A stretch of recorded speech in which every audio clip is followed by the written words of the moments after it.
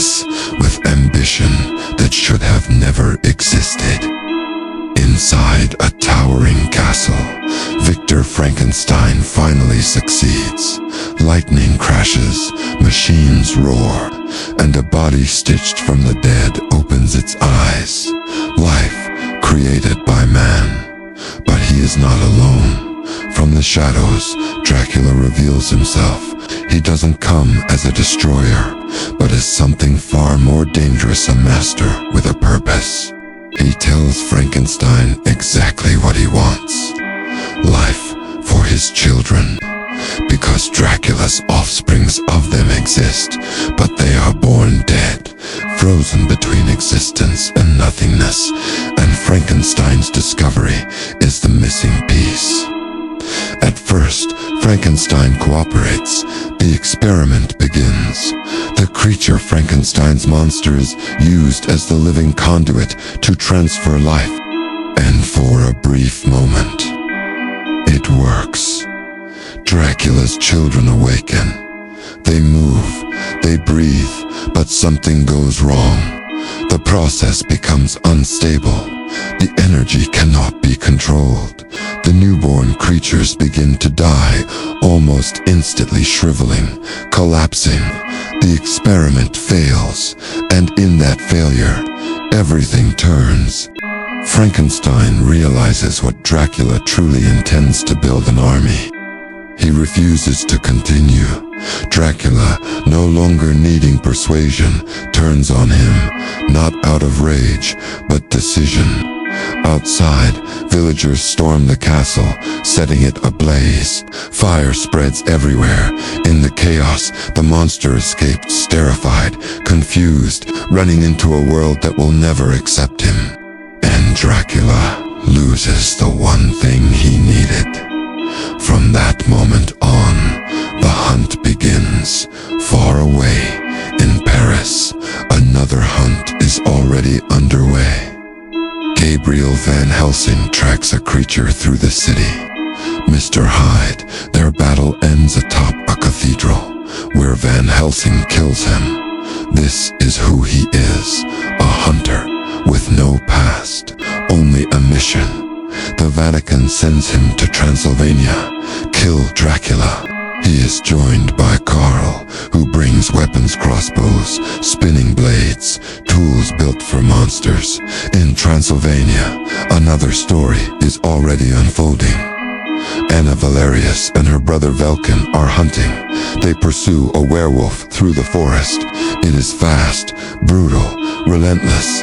During the attack, Velkin fights it directly to protect Anna. The werewolf bites him. They manage to escape, but the damage is already done. The curse has entered him. When Van Helsing arrives in the village, night falls quickly, and with it, Dracula's brides descend. Verona, Alira, Aporishka. They attack from the sky, screaming, feeding, tearing through villagers. This is the first true battle. Van Helsing fights them with precision, his crossbow firing rapidly.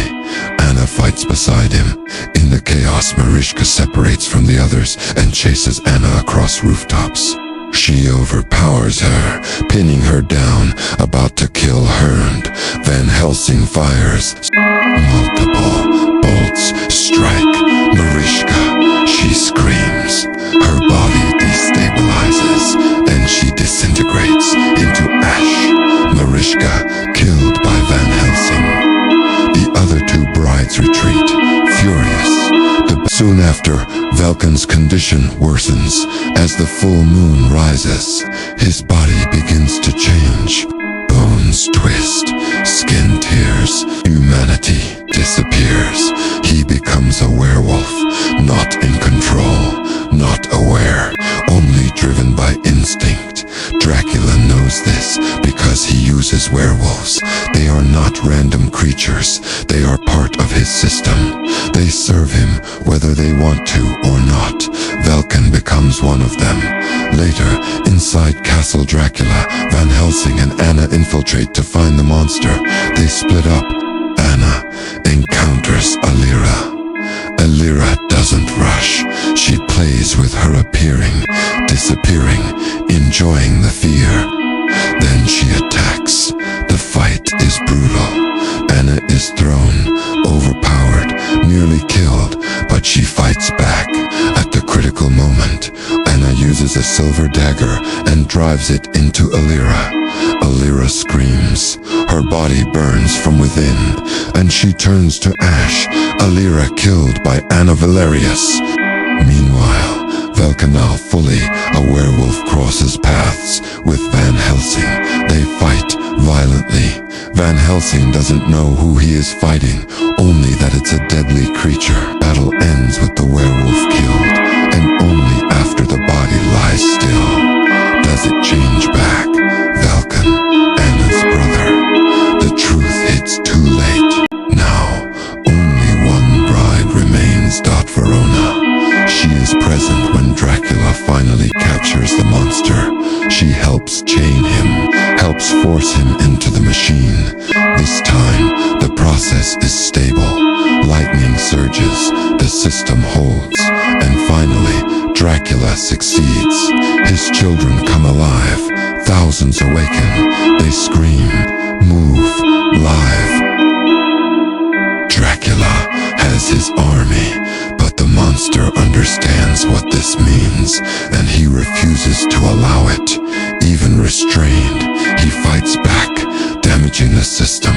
The energy spirals out of control, and in seconds, all the newborn creatures die. The entire army gone. The monster sacrifices himself to stop it. After this destruction, Verona attacks Anna. This time, there is no patience, only rage. They fight directly. Anna is pushed to her limit again, nearly killed, but she finds her moment. She strikes with silver. Verona screams, her body breaking apart, and she turns to ash.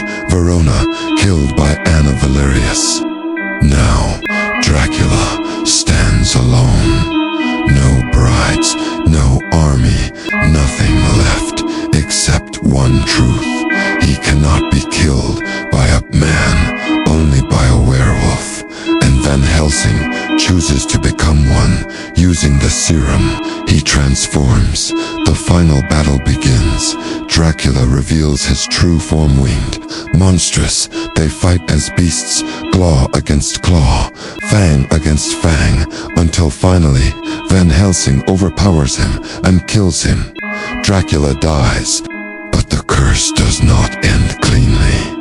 Van Helsing is still a werewolf.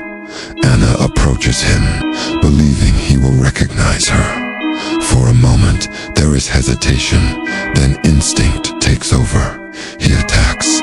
She falls as he returns to human form. It's already too late. She dies in his arms, but